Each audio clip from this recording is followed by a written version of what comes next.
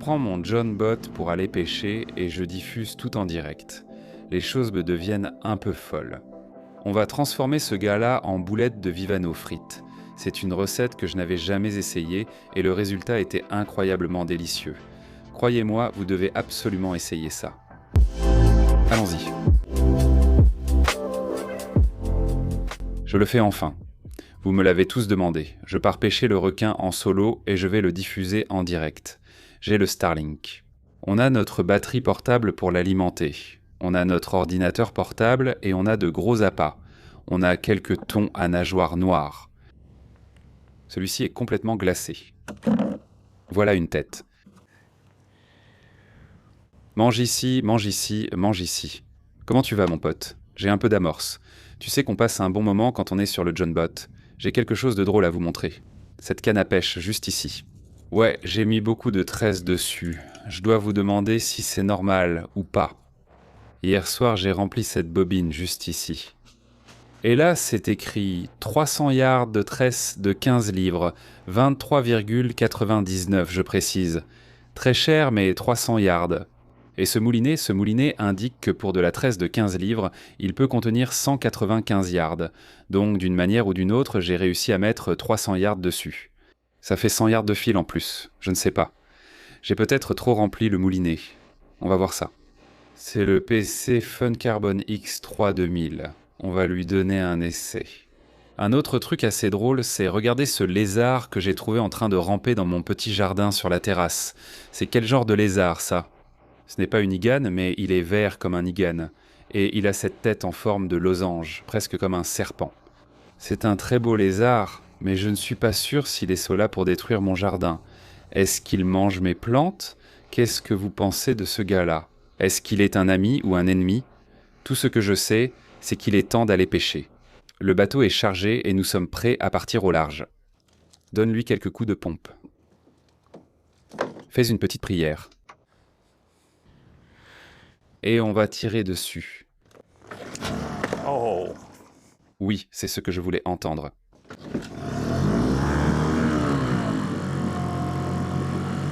Le doux bruit d'un moteur à combustion. Et c'est parti.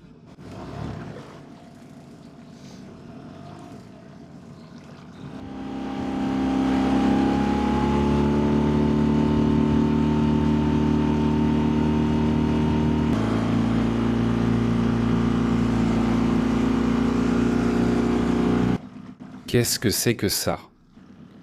Il y a un gros truc mort. Mon Dieu. C'est un tarpon. C'est un tarpon énorme. Ça doit être un tarpon de 35-40 kilos facile. Toutes ces herbes. Il y a tellement d'herbes dans ces mangroves. À chaque fois que je touche ces herbes, mon moteur cavite. Donc, tu vois...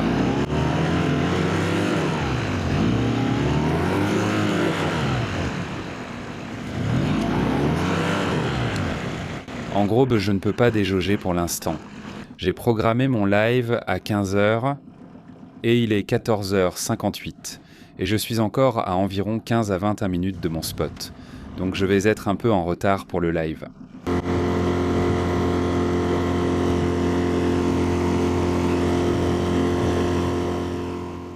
On est arrivé sur place, mais j'entends un grondement de tonnerre qui vient de ces nuages. J'espère vraiment qu'ils ne vont pas venir par ici, sinon je suis foutu. J'ai planté le piquet à cet endroit et je l'ai attaché au moteur. Normalement, j'ancre le bateau par la proue, mais comme la lumière vient de ce côté et que je vais faire un live, je veux m'asseoir ici à l'arrière et la caméra sera là. Je veux que la lumière vienne de ce côté et m'éclaire, sinon je deviens juste une silhouette sombre. J'espère seulement que les vagues ne se lèveront pas, sinon elles passeront par-dessus l'arrière du bateau et nous coulerons. C'est pour ça qu'en général, on n'ancre pas et on n'attache pas à la poupe. C'est une mauvaise idée, mais trop temps, mais pour ce direct, on va le faire. Il y a tellement de câbles sur une barque jaune. Rien dans tout ça n'est correct. Même pas un peu.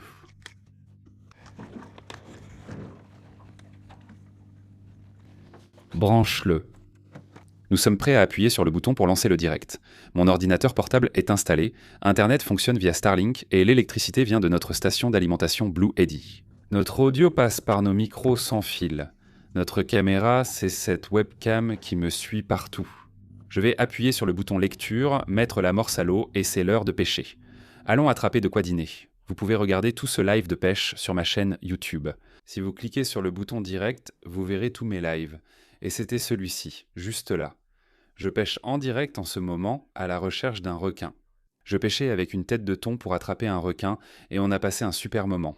Merci à tous ceux qui sont passés sur le live et qui ont dit bonjour dans le chat. J'ai aussi attrapé quelques vivanos en attendant qu'un requin morde. En fait, j'ai attrapé tout un tas de vivanos. Celui-ci était un petit vivano bien juteux et on va le cuisiner. Je tente une nouvelle recette. Des boulettes de vivano frites. Voilà. Ouais. Nous avons attrapé plusieurs espèces différentes, y compris ce grand barracuda. Et regarde les dents de ce truc. Il claque des mâchoires et il est prêt à te mordre le doigt.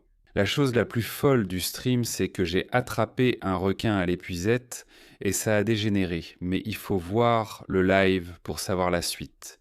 Une assez grosse tempête a commencé à arriver et je ne voulais pas que mon matériel de streaming soit détruit. Alors j'ai rangé mes affaires et je suis rentré chez moi. Le live est terminé. Il est temps de lever le camp. Youpi.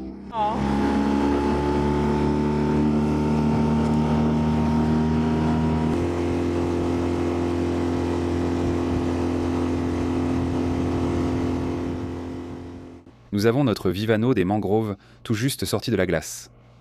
Et aujourd'hui, je vais essayer quelque chose que nous n'avons pas encore fait sur cette chaîne. Je voulais faire quelque chose d'amusant, mais aussi de nouveau et délicieux.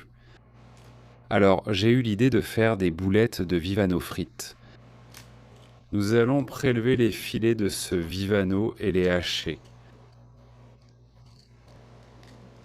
Glissez votre couteau le long de la colonne vertébrale du vivano. Les côtes sont visibles dans le poisson. Vous prenez votre couteau, vous laissez le couteau faire le travail et vous laissez les arêtes guider votre couteau. N'appliquez presque pas de pression. Faites juste glisser le couteau vers le bas. Et il séparera le poisson. Directement des arêtes. Regarde ça.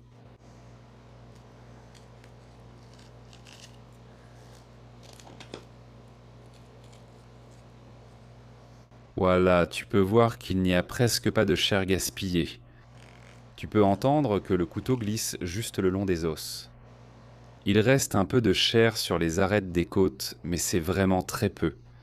Et de toute façon, on va donner la carcasse aux poules, comme ça elles auront quelque chose à picorer plus tard. Pour retirer la peau de votre filet, prenez simplement votre lame et laissez-la faire le travail. Il suffit de la faire glisser le long de la peau. Et il vous reste un magnifique filet de vivano des mangroves. Voilà notre peau, nous allons la jeter. Il y a quelques arêtes d'ici dans le filet. Nous allons les retirer. Passez une dernière fois la main pour vérifier s'il reste des arêtes. C'est bon. On va l'enrouler dans un essuie-tout. J'ai cueilli du basilic frais directement sur une de mes plantes. Je vais le déposer sur le filet. Et laisser les saveurs du basilic s'infuser dans la viande. Je n'ai aucune idée si le fait de poser du basilic sur un poisson lui donne vraiment du goût, mais je suppose que oui. Je suppose qu'on va le découvrir. Boulettes de vivano frites au basilic. Le vivano avait en fait des œufs. Ce sont des œufs de poisson et c'est la partie orange du poisson juste là. Extrêmement nutritif et bon pour vos poules. Jamais goûté les œufs de vivano, mais je parie que c'est bon. La poule blanche à gauche s'appelle Bunny et celle de droite s'appelle Bubbles. Et elles aiment vraiment le vivano des mangroves. Il est temps de préparer des boulettes de vivano frites. Nous allons mixer le poisson avec un œuf, de l'oignon, du beurre, du persil, de l'huile d'avocat, de la moutarde jaune, de la farine, du sel, du poivre et de la sauce Worcestershire. Et tout ça va dans le robot culinaire. Première étape, l'œuf. Au fait, ce sont des œufs de nos poules, écloses et élevés chez nous. Oignon, beurre, persil. Je mets les 2 filets de Vivano et, sur un coup de tête, j'ajoute aussi le basilic. Autant tout mixer ensemble, je mets que ça dedans. Ensuite, on ajoute un peu de farine. J'ai seulement ajouté une grosse cuillerée, un filet d'huile d'avocat et un bon gros jet de moutarde jaune. Ajoute un peu de sel de mer. Et termine en moulant un peu de poivre. Un trait de sauce Worcestershire. Dernier ingrédient secret non évoqué, le paprika. D'accord.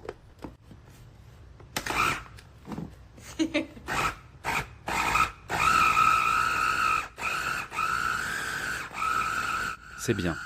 Je pense que ça va vraiment avoir la consistance d'une boulette de viande.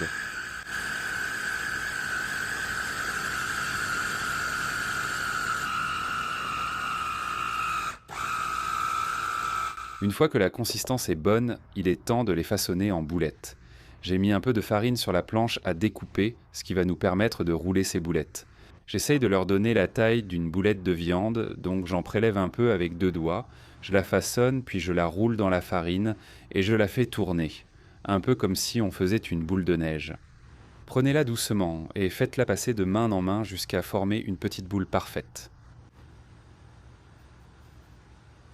La consistance ressemble un peu à une boule de mochi, on dirait presque un dessert.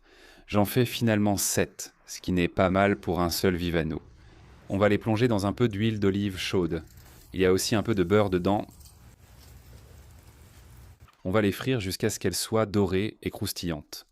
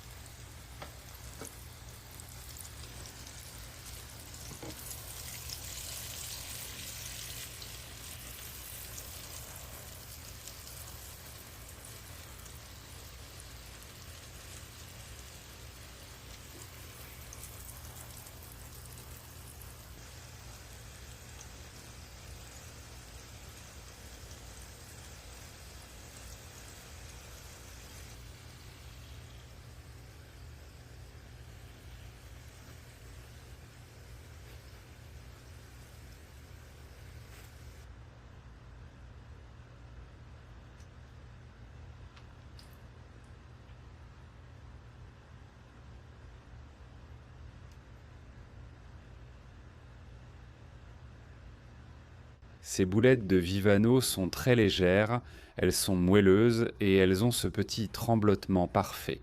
Elles me rappellent un peu ces fameuses crêpes japonaises, toutes moelleuses. C'est une texture douce et aérée, et j'ai hâte d'en goûter une. Elles ne sont pas du tout sèches, elles sont moelleuses, aérées, et elles sentent divinement bon. C'est parti. Première bouchée. Ça a vraiment l'air bon.